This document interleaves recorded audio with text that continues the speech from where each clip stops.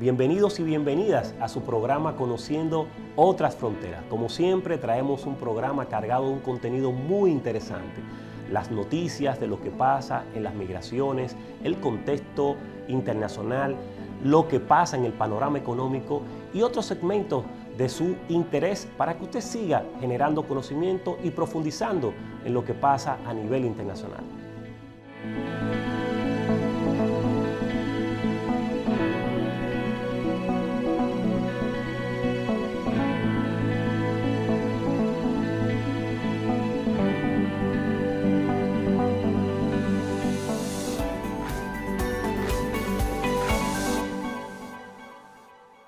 En el día de hoy traemos un análisis muy importante para conocer lo que está pasando en Bolivia.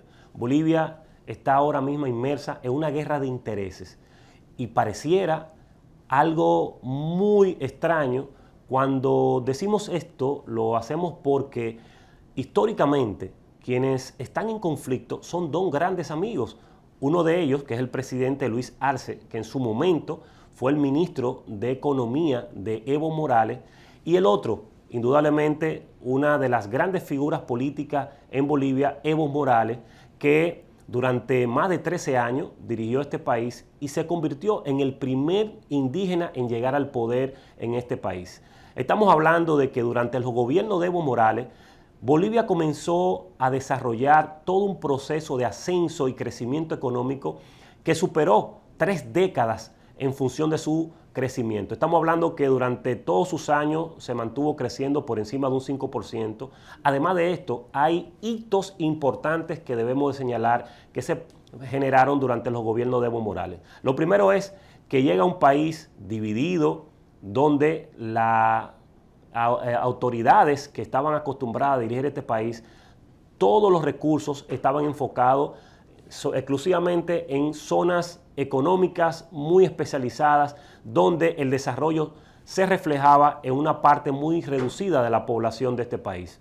La gran mayoría de la población de Bolivia, todos sabemos que son de origen indígena, y esto, a la llegada de Evo, comenzó a cambiar en función de las facilidades y de los aportes que se comenzaron a generar para esta población. Hasta el punto que el salario mínimo en este país era de unos $60 y Evo lo dejó en $300. En función de la economía, su Producto Interno Bruto apenas era de 9.000 millones de dólares y a la salida de Evo terminó en más de 40.000 millones de dólares.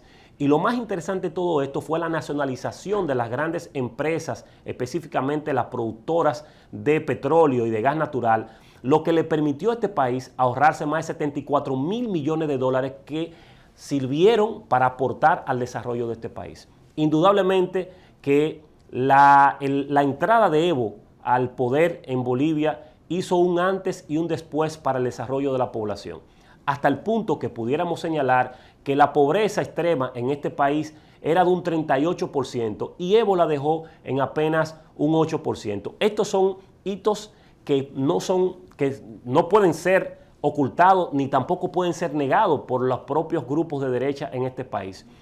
Lo lastimoso de todo esto es que dos grandes amigos que forman parte del mismo partido, estamos hablando del movimiento hacia el socialismo, el MAS, que estén creando situaciones que están desestabilizando este país, que han generado unos niveles de descontrol hasta el punto que la economía ha comenzado a incrementarse los niveles de inflación, han comenzado a presentar situaciones incluso en términos de lo que es el manejo de los hidrocarburos, un aumento significativo en los aspectos que están vinculados a la gasolina.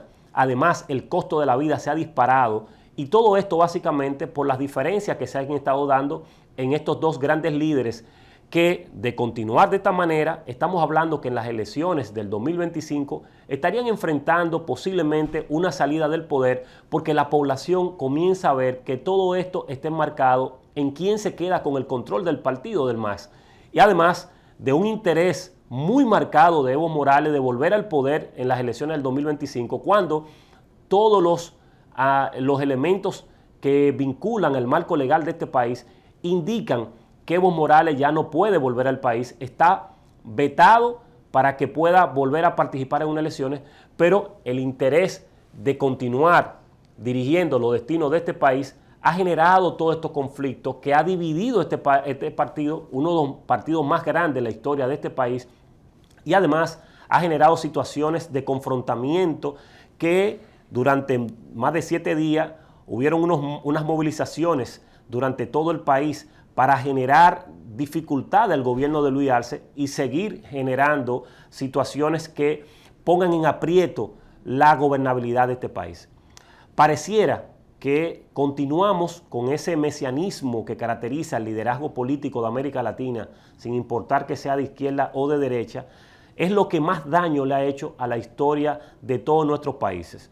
Porque aparentemente la mayoría de los líderes políticos entienden que el poder es para toda la vida, que es eterno, que no concluye, que no termina, cuando en la fila de este partido hay muchos jóvenes, muchos dirigentes valiosos que tienen las capacidades y las condiciones para continuar adelante. Lo que esperamos es que en los próximos meses puedan ponerse de acuerdo a lo interno de este partido y que Evo reaccione y entienda que el interés del país debe estar por encima de los intereses particulares. Que Evo entienda que lo que está en juego en Bolivia es que pueda regresar al pasado, a que esa aristocracia que dirigía este país vuelva a tomar el control y a generar dificultades, como ya pasó en la historia reciente. Lo vimos cuando le dieron el golpe de Estado en el 2019, que la diputada Áñez fue la que dirigió durante un año hasta que se dio el proceso de transición de las elecciones del 2020, y durante ese proceso, el retroceso de corrupción, de maltrato, de vejación contra los pueblos indígenas no puede compararse con las historias del pasado, más que con el dolor que pudiera ocurrir en el presente de continuar situaciones como esta.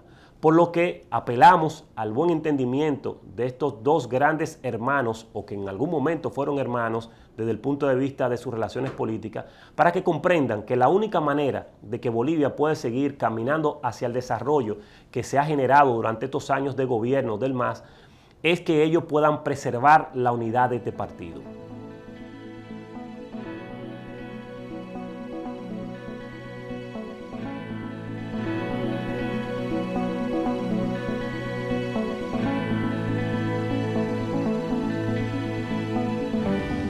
El mundo, sus complejidades, cultura, datos curiosos. ¿Te suena raro todo esto? Te invitamos a que conozcas más en Documentales VMN. Vívelos por Voz Media Network.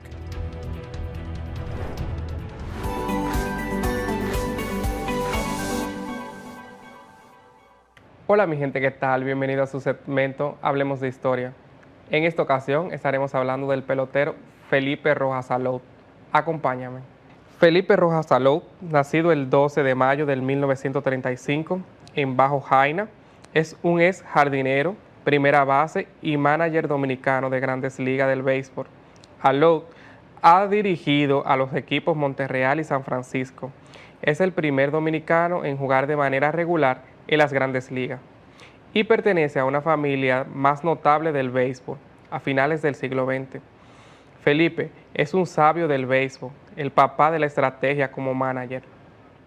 En su 89 aniversario, hay pocos beisbolistas que hayan vivido una experiencia beisbolera tan rica como Felipe Rojas Salou. Como jugador y manager, Felipe rompió barreras que allanaron el camino para la innumerable encuesta realizada en Latinoamérica, llegando a las Grandes Ligas Dominicanas y encaminando para siempre la demografía del deporte. Batió 286 con 2.101 hits y 206 jonrones en su carrera de 17 años como Gigantes de Bravo, Atlético, Yankees y Expo. Más tarde se convirtió en el primer manager nacido en la República Dominicana en la historia de las Grandes Ligas, ganando 1.033 juegos en sus 14 temporadas al frente de la Expo y los Gigantes. Felipe, la patria hoy te lo agradece. Hasta la próxima.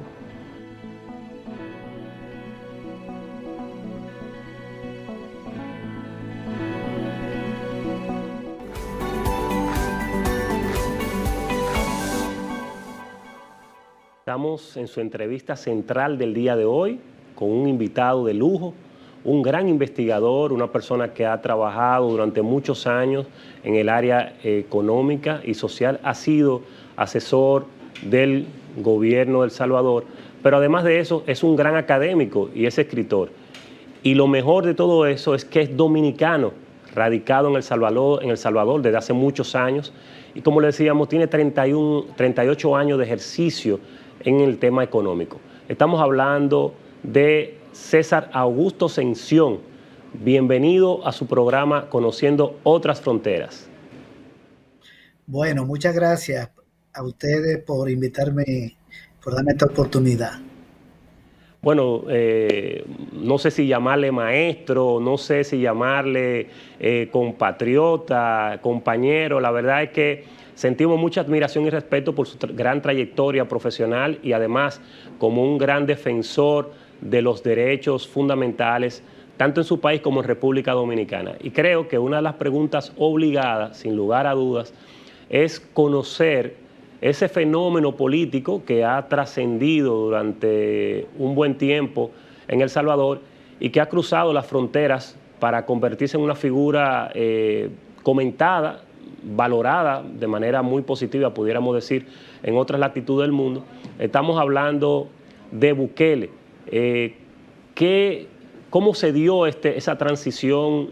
¿Cómo llega Bukele a convertirse en el fenómeno político que hoy significa para El Salvador y toda la región de América Latina? Muy bien, Bukele pertenece a una familia empresarial.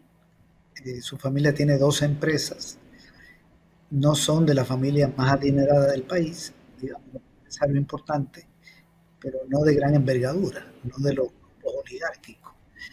Y ellos hicieron una alianza con el Frente Farabundo Martí, ese grupo empresarial familiar y otros que están alrededor, en el año 2012, cuando gobernaba el FMLN, el Frente Farabundo Martí, estaba en su primer gobierno encabezado por Mauricio Funes, que había iniciado en el 9.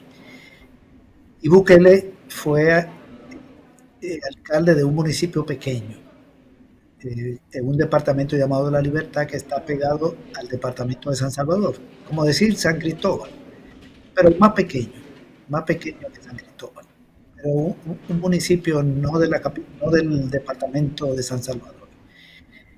Ahí estuvo 3 años, del 12 al 15, y se proyectó como un joven que no hizo una mala gestión. El municipio tampoco tenía muchos problemas, un municipio de unos 25.000 habitantes y con un nivel de vida más o menos aceptable de la población. Pero luego el Frente lo hizo alcalde de la capital. En el año 2015, 3 años después, porque aquí los alcaldes gobiernan 3 años, fue candidato a alcalde de la capital y ganó por un margen estrecho, porque la derecha opositora era fuerte y había gobernado la capital. A partir de ahí, él acumuló capital político. Su alcaldía no fue, digamos, muy importante. No hubo un deterioro en la capital, pero tampoco fue muy visible que hubiera grandes avances. Aquí las alcaldías tienen muchos problemas económicos, pocos recursos, etc. Entonces fue un alcalde, digamos, aceptable. Y él aspiró a ser candidato a la presidencia para las elecciones del 2019. El gobierno de Funes terminó en el 14, surgió un nuevo gobierno, el de Salvador Sánchez Serén, y en el 15 Bukele es alcalde de la capital. Las elecciones son cada 5 años y las municipales cada 3. Y para el 19 venían elecciones. Él tenía aspiración de saltar de alcalde a candidato a la presidencia. Pero en el partido le dijeron que no. El partido tenía otra proyección con otros candidatos. No tenía interés de llevar a un empresario como candidato a la presidencia. Querían profundizar el programa que se había iniciado en los gobiernos anteriores. Y eso generó una crisis al interior del Frente. Un sector quería que fuera Bukele y el sector mayoritario no. Bukele se distanció del partido, criticó al gobierno y provocó una crisis en la alcaldía. Agredió a la síndica hubo un enfrentamiento ahí y le abrieron un expediente por violencia contra la mujer y fue expulsado del frente. Entonces ya él tenía un acumulado, sale, comienza a crear un partido y se llevó mucha gente del FMLN y tenía cierto arrastre también en sectores de jóvenes, y contó con el apoyo del grupo oligárquico, que vieron en Bukele la posibilidad de llegar al gobierno contra el gobierno del FMLN, desplazar a la izquierda. La oligarquía tenía un partido llamado Arena, todavía lo tiene, con el que gobernó 20 años, pero el frente le dio 2 derrotas. 7 de los 10 más ricos abandonaron ese partido y le dieron un respaldo a Bukele, porque surgía un presidente vinculado a un sector empresarial, no de izquierda, que podía golpear a la izquierda, que estaba representada en el FMLN. Entonces Bukele contó con el apoyo de las cámaras empresariales de comunicación, que habían enfrentado de manera muy violenta los 10 gobiernos del frente, los 10 años de gobierno del frente, los 2 periodos, que nos sometieron a un desgaste. Eso le favoreció. Y también la oligarquía desgastó a los gobiernos del frente con una campaña muy fuerte en medio de la campaña electoral para las elecciones del 19. Persiguieron al expresidente Funes, el fiscal que estaba vinculado a la oligarquía, y todos esos fenómenos que levantaron de corrupción. No hay pruebas, generalmente esos casos quedan en la nada, pero generan una opinión muy adversa. Y Bukele entonces desangró al FMLN, pero también tenía un vínculo con un sector del frente que no estaba de acuerdo con su expulsión. En ese contexto llegan las elecciones del 19 y él gana en primera vuelta con un 54% y una abstención de 49%, que aquí es normal. Aquí no vota el 50, 52% de la población, pero dentro de la que votó, la mayoría le dio el respaldo y el frente cayó a un tercer lugar. Ya en el gobierno, él ha tenido un ejercicio que le ha permitido acumular capital político. El frente entró en una crisis, el partido de la oligarquía prácticamente fue abandonado y Bukele ha gobernado con facilidad, con apoyo de los grupos empresariales, los militares y el gobierno de Estados Unidos. Ya analizar su ejercicio de gobierno requiere otro tiempo, pero esa es más o menos la trayectoria que él ha llevado. Él hizo carrera política en la izquierda y encabeza un gobierno que no es de izquierda. Ahí mire qué interesante todo el planteamiento que usted hace, porque en un primer momento, desde afuera, ¿no? Las personas que estamos desde afuera, cuando uno piensa en Bukele, piensa en que él viene de la izquierda, por eso mismo, porque fue candidato a gobiernos municipales por el frente. Y esa percepción ha quedado en la visión de muchas personas que no tienen todo ese contexto que maneja usted también de la realidad salvadoreña. Y ahí pues nace una pregunta obligada. Hacia afuera se nota un nivel de popularidad muy alto de Bukele. Y para mucha gente entiende que El Salvador está viviendo su mejor momento desde el punto de vista económico, social y político. Y aquí me gustaría, usted como economista, como académico y además como una persona que conoce bastante bien la realidad salvadoreña, que le pueda explicar a nuestros televidentes si eso realmente es real, eso que se percibe hacia afuera de un gran crecimiento desde el punto de vista económico y social, o si hay otros elementos que están solapando la verdadera realidad de lo que vive el país de El Salvador. Bueno, me voy a manejar con datos oficiales del Banco Central de Reserva, del Ministerio de Hacienda. Toda la información es pública. Cualquier economía de cualquier país se puede analizar. Yo puedo analizar la economía de Perú, la de República Dominicana, le doy seguimiento, no vivo allá, porque están todos los datos. Entonces, aquí la economía no ha mejorado, ni han mejorado las variables sociales. Ha habido un bajón. Lo que ha mejorado es la delincuencia en la variable de asesinatos. no en los hechos directivos en general. Pero la economía y las variables sociales han empeorado. Vamos a ver, aquí que fue una de las razones por las que el Frente se desgastó, 9 asesinatos diarios cuando llegó Bukele. El FMLN encontró 14, lo bajó a 9, pero es demasiado. Y con Bukele ha habido una reducción importante de los homicidios. Hay muchas opiniones sobre las razones. Hay mucha evidencia de un pacto con los grupos criminales, que lo revelaron algunos medios alternativos y el fiscal anterior, y Estados Unidos maneja esa información, que la ha filtrado a cierta prensa, la prensa donde ellos se mueven y que financian. Pero más allá de si hay o no un pacto, ha habido una reducción de asesinatos. Este es un primer elemento que ha buscado una gran popularidad, no solo en el exterior, sino aquí, porque ese era el principal problema del país. Llegó la pandemia del COVID, los asesinatos bajaron por razones obvias, la población se fue recluida, pero a partir del 22 vino un régimen de excepción que ya tiene 2 años y medio. Y hay miles de personas, entre ellas 15.000 gente, según reconoce el gobierno. Nosotros no tenemos evidencia de este dato porque son Twitter de Bukele. Aquí no puedo dar otra fuente. Y él habla de 80.000 pandilleros presos.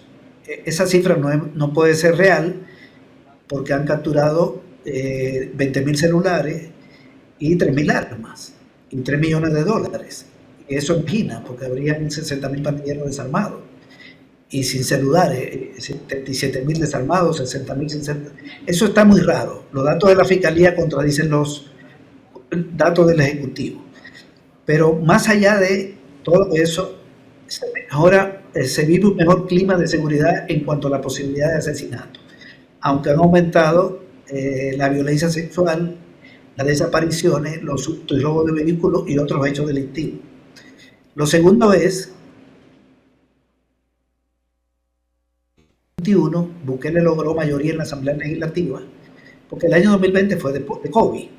Todo se hundió a nivel mundial, la economía de aquí se hundió y la de todos los países, pero eso no le generó costo político, porque la gente sabía que había una pandemia. Y Bukele se presentó como víctima de una Asamblea Legislativa que no controlaba, que era de mayoría de oposición, y tuvo mucha confrontación. Esa fue una estrategia correcta. Y le dijo al país, yo soy presidente, pero no tengo Congreso. Estamos en medio de una pandemia, el año que viene vienen elecciones, denme los diputados. Y la mayoría votó por el partido de Bukele en el 21, en marzo, y controló el Congreso. Con el control del Congreso, destituyó al fiscal anterior e impuso un fiscal que tuvo la investigación de casos de corrupción durante su gobierno, que ya estaba haciendo el fiscal, y el fiscal nuevo persigue al FMLN. El expresidente Serén está fuera del país, muchos ministros están fuera del país y dirigentes de ese partido. Le han abierto expedientes, pero el fiscal elegido no es legal, porque fue impuesto el 1 de mayo, el día que tomó posesión la Asamblea de mayoría oficialista. Destituyeron a las 2 de la tarde al fiscal anterior, sin abrirle un antejuicio, sin quitarle fuero, sin interpelarlo en la Asamblea. Eso se lleva un proceso. Y eligieron uno nuevo una hora después, sin recibir currículum, perfiles. Eso se lleva un proceso de meses. Tenía mayoría y lo impusieron. Eso viola la Constitución. Eso está claro en el país. Pero eso mismo se hizo con la sala de lo constitucional. Destituyeron 5 jueces de esa sala. Aquí no hay tribunal, sino una sala de la Corte. Y eligieron 5 en cuestión de horas. Esos 5 magistrados son del partido de gobierno y el fiscal también. Entonces, con los magistrados y con el fiscal se inicia una persecución política y se inician cambios en la Constitución.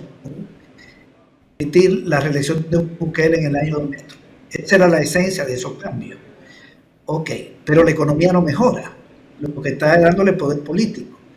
La economía se derrumbó en el 20, hubo una reactivación en el 21, porque si una empresa en el 20 trabajó 8 meses, produjo menos que en el 19. Y si en el 21 trabajó 12 meses, produjo más que en el 20. Es normal, todas las economías se reactivaron.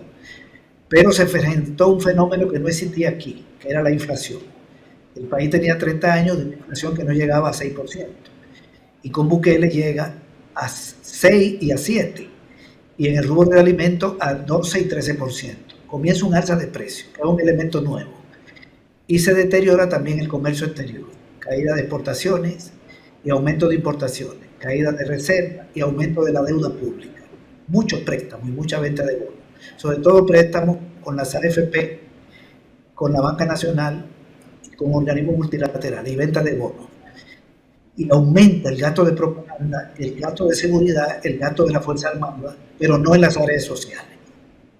Él necesita el apoyo de la Fuerza Armada y enfrentar el problema de seguridad pública. Y la parte mediática. El gasto de propaganda aquí supera los $400 millones de todos los ministerios. Eso es una barbaridad. Y creó una oficina de prensa nueva en la presidencia. Y la persecución política a la oposición desprestigia a la oposición política. Sobre todo que la oposición no se sabe defender. Aquí hay una crisis del FMLN y del Partido de la Oligarquía que fue desechado. Pero una crisis profunda, orgánica, moral, de conducción política, de liderazgo. Bien, entonces en ese contexto, Bukele no pierde popularidad, sino que la mejora. Pero la gente está mejorando sus condiciones de vida. Voy a dar algunas variables. Entre el 2019, cuando llegó Bukele, y el 2023, que es el último dato, la pobreza pasó del 22.8% de los hogares al 27.2%. Okay, estos son datos de la encuesta de hogares del gobierno. La del 19 publicada en el 20, en el gobierno de Bukele, y la del 23, del gobierno de Bukele, publicada en mayo del 24. No tenemos la del 24, pero la canasta básica ya creció 20%, y el costo de la vida, de manera que la pobreza debe estar creciendo. En el tema de salud hay un deterioro. Todos los indicadores se han deteriorado. La mortalidad materna de 25 subió a 27. Y están ocultando el dato de mortalidad infantil. Hay un deterioro de los servicios de salud y menos medicina en los hospitales. Y deterioro de la infraestructura. En educación, el analfabetismo, que había sido bajado de 17 a 9, en los gobiernos del frente hoy está en 10. Porque cerraron el programa de alfabetización que se desarrolló con el apoyo de Cuba. La matrícula de la Universidad Nacional Pública bajó de 65.000 estudiantes a 61, y la matrícula de educación media y básica y parvularia bajó en 18.000 estudiantes. Hay un deterioro. Porque le prometió parar 1.000 escuelas por año, 5.000 en sus 5 años de gobierno, y reparó 60, porque hay una crisis de la finanza pública. Hay otros indicadores que se han deteriorado, el tema del agua, el tema del medio ambiente, etc. Pero la gente te dice hay dos problemas graves. El empleo, que es un problema grave en todos nuestros países, una informalidad de 65%. En el campo se han perdido 60.000 por el deterioro de la agricultura y la migración. Se han ido del país 500.000 de personas. En El Salvador vivimos hoy 364.000 personas menos que en el 19, según las encuestas de hogares. O sea que se han ido 1.000.000. Y hay menos empleo formal. Y el otro problema de la gente es el alza de precios. En un contexto de salario bajo, el salario mínimo lo subieron 20%, pero ya pasaron más de 3 años, y eso está devorado por el alza de precios, sobre todo de los alimentos. Y para los sectores medios, la energía no subsidiada, el agua, el transporte y los combustibles, y los intereses de la vivienda, y los materiales de vivienda. De manera que aquí no hay mejoría económica. Y la deuda pública, que estaba en 19.240 millones de dólares, que es la cifra exacta, en el año 19, en mayo, cuando terminó el gobierno de Serén, una deuda de 30 años, de 20 gobiernos de Arena y 2 del Frente. Hoy está ligeramente por encima de 31 millones. Es decir, que ha crecido casi en 12.000 millones en 5 años. Es un crecimiento de 2.600 millones por año, cuando antes crecía más de 600. Y al tiempo que ha crecido la deuda, el gobierno reconoce aumento de la pobreza. ¿Cómo se explica eso? Bueno, porque parte de la deuda es para pagar deuda, es para el presupuesto de la Fuerza Armada, que es el doble del 19, que por cierto acaban de presentar anoche el presupuesto, ayer el presupuesto del año que viene, y le suben a la Fuerza Armada 53 millones, es un aumento de nuevo de 20%. La Fuerza Armada no tiene funciones de seguridad pública, eso es algo raro, pero eso requiere explicación, porque está vinculado al apoyo de los militares que necesitan. Y también ha aumentado el presupuesto de la Cancillería, el presupuesto de propaganda, y hay muchos indicios de corrupción pública. No utilizo esta palabra porque yo no tengo pruebas. Han llegado listas de Estados Unidos donde mencionan a un montón de ministros corruptos. Algunos Bukele lo ha quitado, pero no hay juicio. Y aquí no está funcionando la ley de adquisición y contrataciones públicas, sino que hay contrataciones directas, y eso se presta a corrupción. Y toda la información está reservada. Por ejemplo, la Asamblea Legislativa reservó sus gastos por 7 años, pero la Asamblea bajo control de Bukele. ¿Por qué no queremos que sepamos a dónde viaja un diputado? Eso no tiene sentido. Entonces eso explica que hay un ocultamiento de información. Y el Instituto de Acceso a la Información está controlado por el gobierno. También están reservados gastos de salud, de educación, etc. No, la verdad. Entonces, en un país donde crece la deuda y la pobreza, hay una situación que no va bien. No, eso son indicadores que no deberían compaginar. Claro, muestra. Y el PIB no crece. El PIB tiene la tasa de crecimiento más baja de Centroamérica, no con Bukele. Es la más baja desde hace 30 años de Centroamérica. Lo sigue siendo.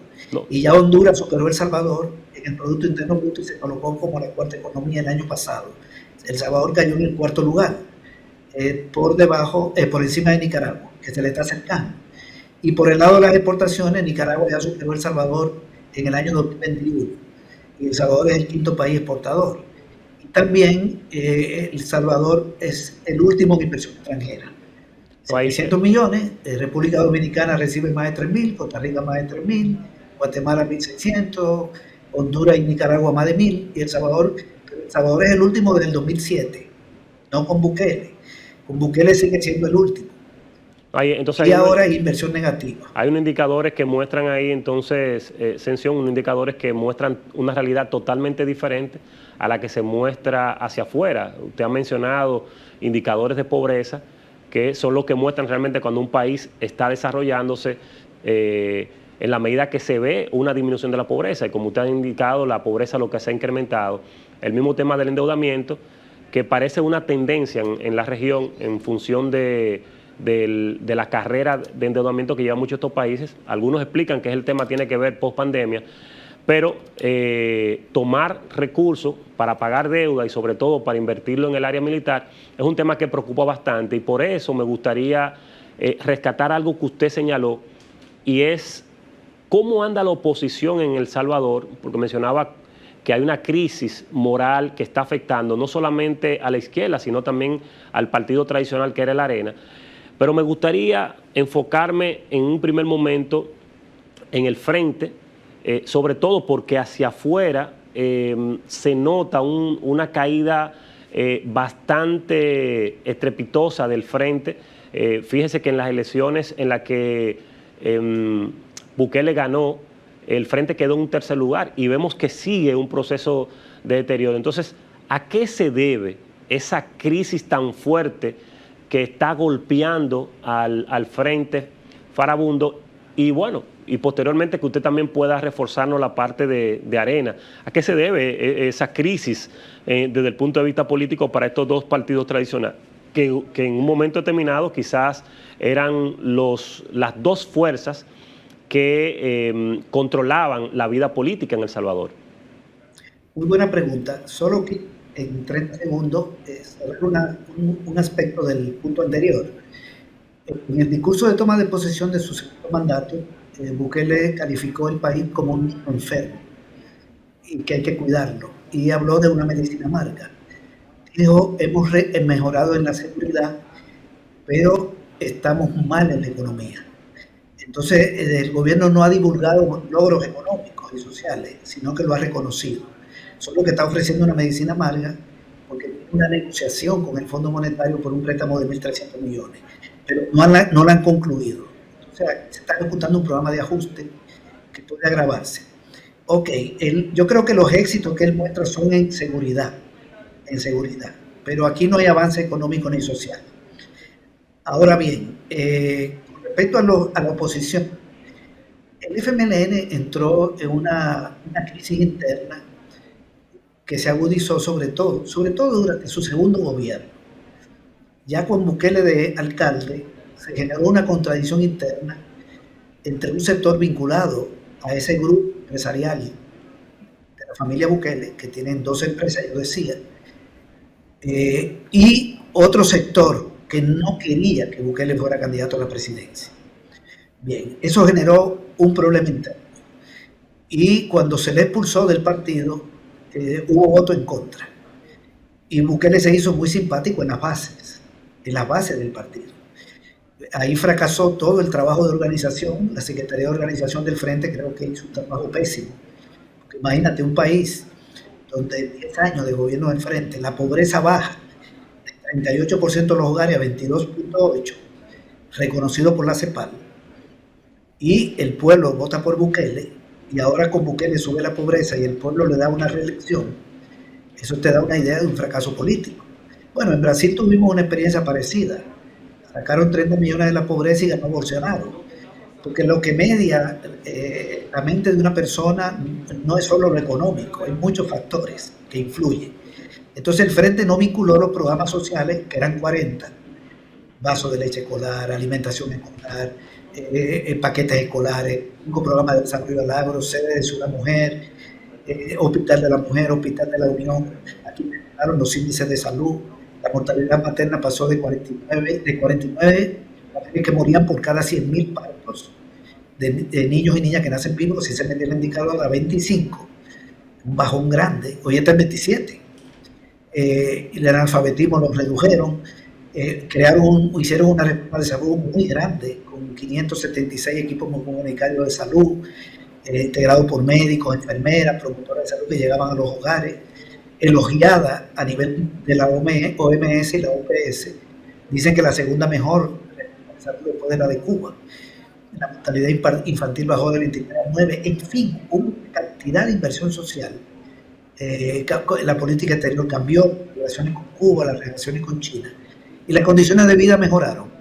El Frente no se deteriora por un deterioro de las condiciones de vida del pueblo, sino por una descomposición y una crisis alrededor de la candidatura de Bukele. Luego de la derrota, lleva un candidato que no era bueno, en mi opinión, en las elecciones del 19, pero un partido dividido entre un sector que no lo quería y otro sector que había expulsado a Bukele, y el otro sector quería Bukele. Toda una complejidad.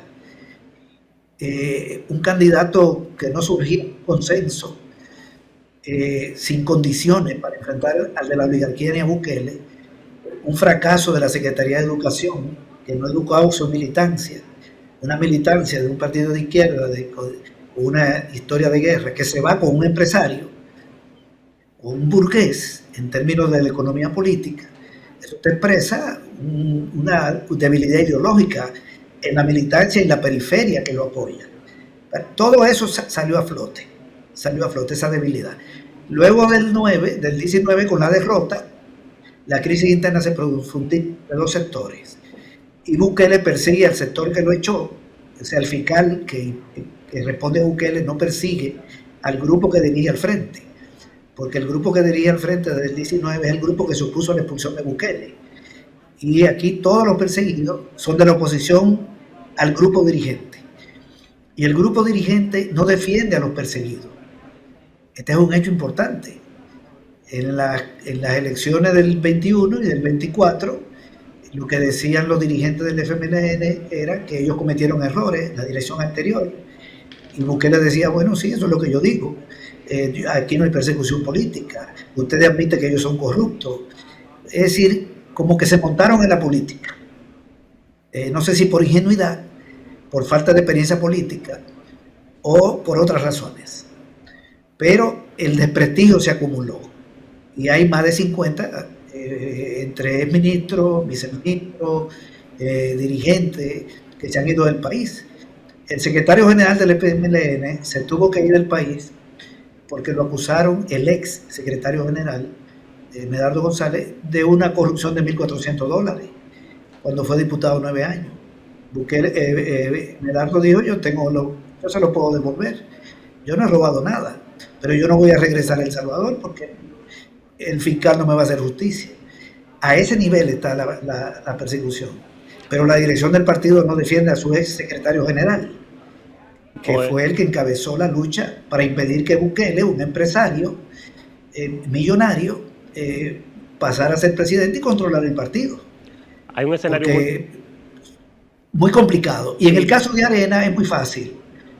La oligarquía abandonó Arena y todos los gremios empresariales felicitaron a Bukele por su segunda victoria. La ANE, que es el CONE de allá, la Asociación Salvadoreña de Industriales.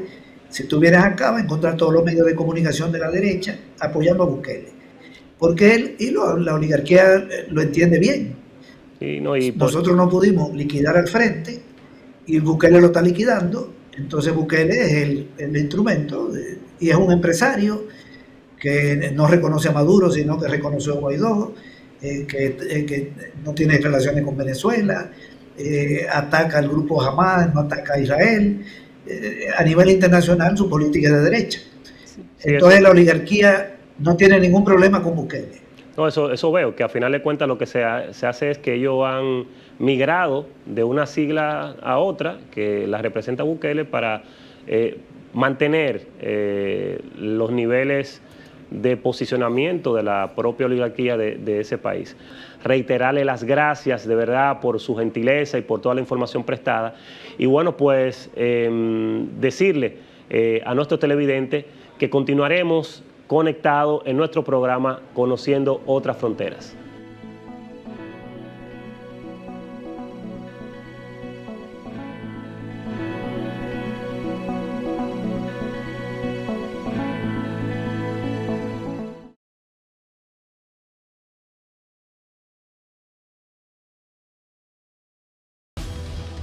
El mundo, sus complejidades, cultura, datos curiosos. ¿Te suena raro todo esto? Te invitamos a que conozcas más en Documentales VMN. Vívelos por Voz Media Network.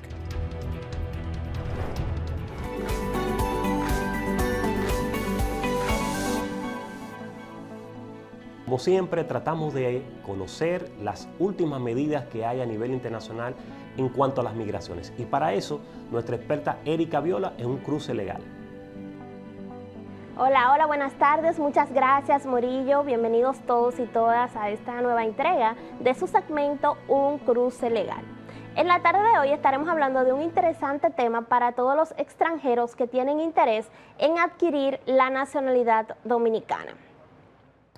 Es bueno saber que la República Dominicana cuenta con la nacionalidad mixta. Usted puede adquirirla por el ius solis o el ius sanguinis. ¿A qué nos referimos con estos conceptos? Bueno, pues el ius soli se refiere al derecho del suelo. Usted, si nace en la República Dominicana y cumple con una serie de requisitos que serán abordados más adelante, pues puede adquirirla por nacimiento en el territorio dominicano.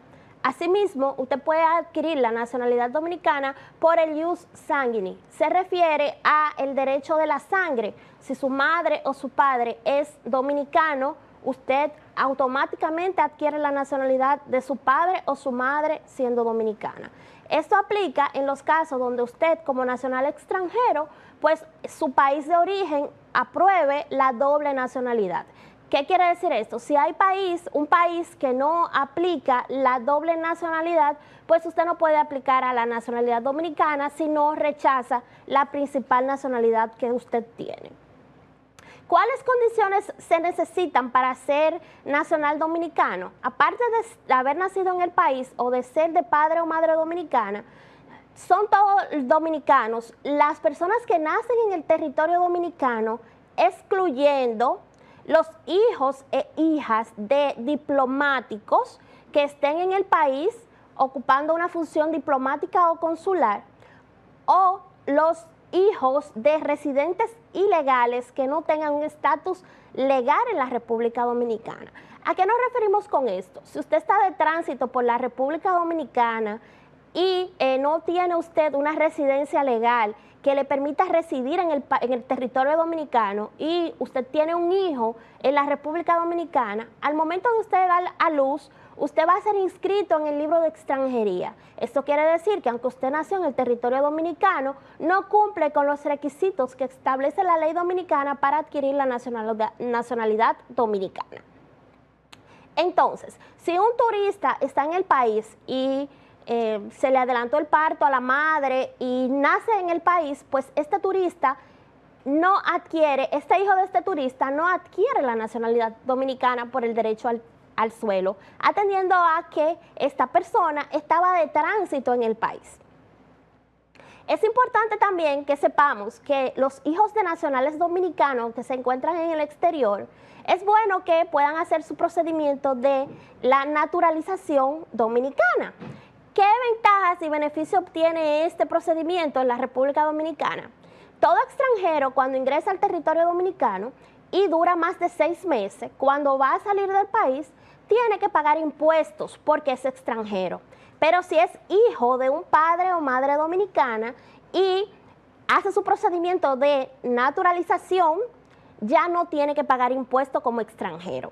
Eso es importante, pues usted así le puede dar un pasaporte a su hijo nacido en el extranjero, pero que adquiere la nacionalidad por su madre o por su padre dominicano. Igualmente, es bueno saber que este procedimiento es sencillo. Usted solamente tiene que dirigirse al consulado dominicano más cercano, iniciar el proceso de apostillamiento y traducción del acta si fuese necesario y traerla al país y asentarla en el libro correspondiente a los fines de obtener un acta de nacimiento y luego un pasaporte. Asimismo, es bueno saber que aparte de la nacionalidad, como ya explicamos, por nacimiento o por el derecho de la sangre, tenemos otros tipos de nacionalidades. Usted puede naturalizarse dominicano por matrimonio.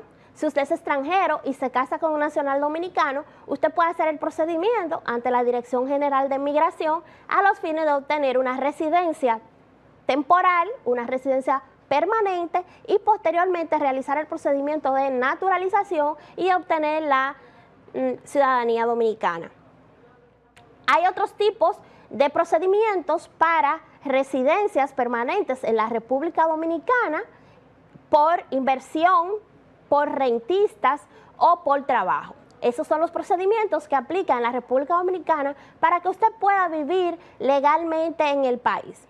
Cabe destacar que estos procedimientos se realizan ante la Dirección General de Migración y la Junta Central Electoral, los cuales son los órganos que regulan toda la competencia en cuanto a nacionalidad y derechos de toda persona que quiera residir en la República Dominicana de manera legal. Así es que es todo. Esperamos que con estas aclaraciones puedan ustedes tener luz sobre los procedimientos que el derecho migratorio dominicano aporta para que usted pueda vivir en la República Dominicana de manera legal y segura. Así es que nos vemos en una próxima entrega de su segmento Un Cruce Legal.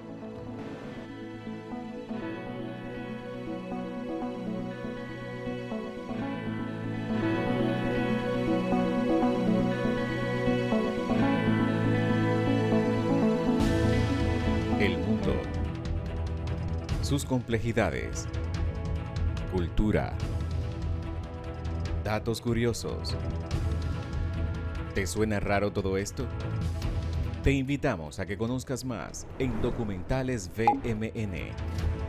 Vívelos por Voz Media Network.